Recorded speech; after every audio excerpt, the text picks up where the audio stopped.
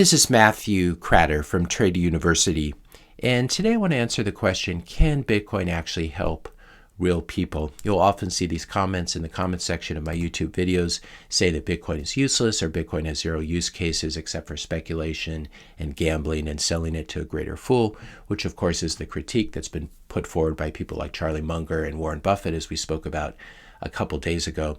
But I'm going to be talking about a particular thing that's been happening in Lebanon called the Lebanese liquidity crisis, also known as the Lebanese financial crisis, that's really been happening since 2019, though its roots go much further back than that. And the basic situation, which is complicated, but in essence, the central bank has been funding government deficit spending.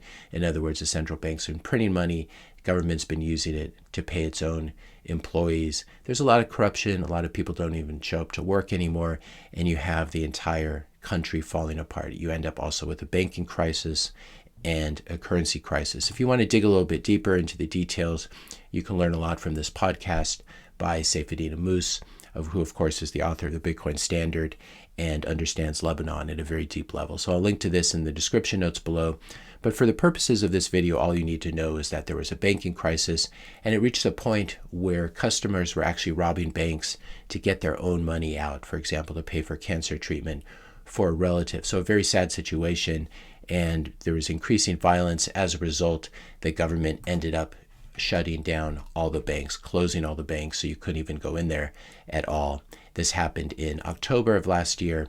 And what finally happened a couple days ago is the Lebanese central bank decided to officially devalue the Lebanese pound by 90%. This had already happened unofficially. It had happened in the black markets, but they finally acknowledged it. So huge devaluation, leaving people's money worthless, and people still in the situation where they can't even withdraw the 10% that's left or whatever is left from the banks. In terms of the actual devaluation, I've seen that it's actually more than this, and so the central bank is behind. But you have a devaluation of the currency of roughly 90%. So I would suggest that this is a possible use case for Bitcoin that Bitcoin skeptics might understand.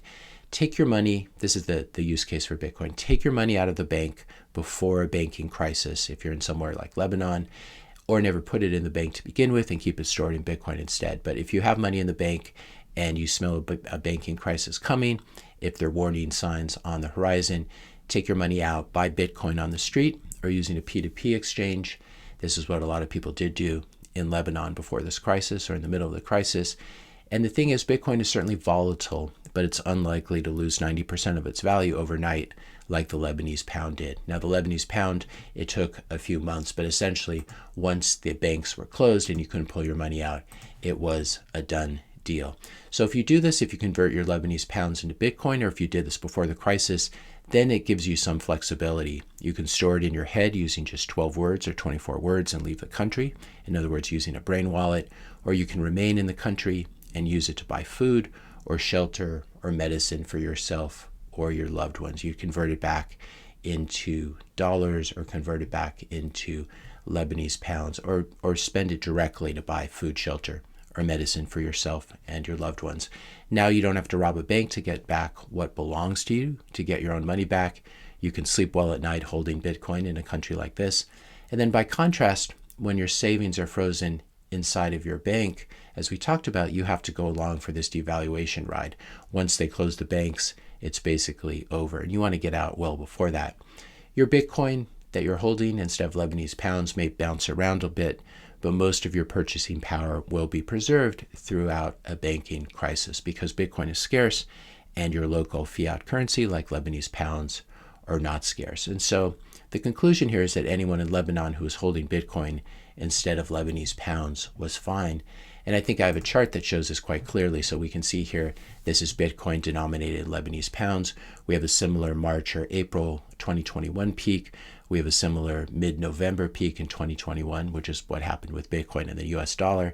And then we have obviously the sell-off in Bitcoin. And then what happens when the crisis really starts and the devaluation starts, Bitcoin shoots up a huge amount. And we can see that even if we scroll up here, even this year, Bitcoin is up 500% in Lebanese pound terms. It's probably up a lot more than that because this is the official the official exchange rate, the 90% devaluation, instead of what it probably is, which is a 99% devaluation if you approach the black market. So this shows you what Bitcoin can do if you choose to store your wealth in Bitcoin. And when you're holding Bitcoin and you're holding your own private keys, you're holding your Bitcoin on a hardware wallet, for example, can anyone freeze your Bitcoin? No, they can't. Can anyone prevent you from moving your Bitcoin around? No, they cannot. Can anyone create more than 21 million Bitcoin? In other words, devalue the currency through money printing like the central bank of Lebanon did? No, they cannot. They cannot create more Bitcoin. And if you don't understand why they can't do that, you have to watch more videos on my channel to learn how the consensus works and how full nodes are not incented to validate transactions or verify transactions that would increase the maximum supply of Bitcoin. But that's a whole nother rabbit hole. Can anyone stop you from sending your Bitcoin to someone in exchange for goods, services, and other forms of money? No, they cannot. So I would say that in the face of this very practical example, if you still maintain that Bitcoin has no use case besides gambling, I'm going to have to conclude that your mind might be closed. Cognitive dissonance is a very real thing. It's very hard to adjust one's prior beliefs, and it does take time. And I know this because I used to think that Bitcoin was garbage too. I first learned about Bitcoin in 2011, and I chose to ignore it for many, many years, and I finally figured it out in late 2019. So if you don't understand this as an example of one use case of Bitcoin besides speculation, the other conclusion is you might just be suffering from fiat privilege, like these guys who hate Bitcoin. If you live in a country where you don't have to worry about these things, you may be tempted to ignore Bitcoin. Or if you spend all your time on private jets like Warren Buffett and Bill Gates, and then you call Bitcoin rat poison, this shows a failure to understand how other people are sometimes forced to live. It's easy not to care about Bitcoin when you have a decent banking system and decent property rights in your country, as we have in the US. It's not perfect by any means, and we have seen a lot of deterioration in terms of constitutional rights, for example, but it's still much, much better than almost anywhere else. So it's easy not to care about Bitcoin when you have these things, when you have good property rights and a good banking system. But what about the billions upon billions of people in the world who do not have these things?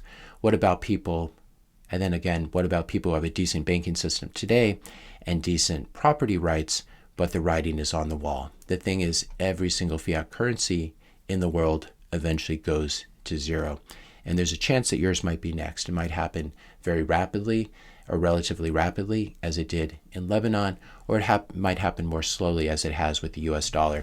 Here's the purchasing price of a dollar. Purchasing power of a dollar is approximately $26 worth in today's dollars back in 1913, and today it's gone down, call it 95% or so, to just $1. So we can see the eroding purchasing power of the US dollar as more and more dollars are printed up. So every fiat currency dies.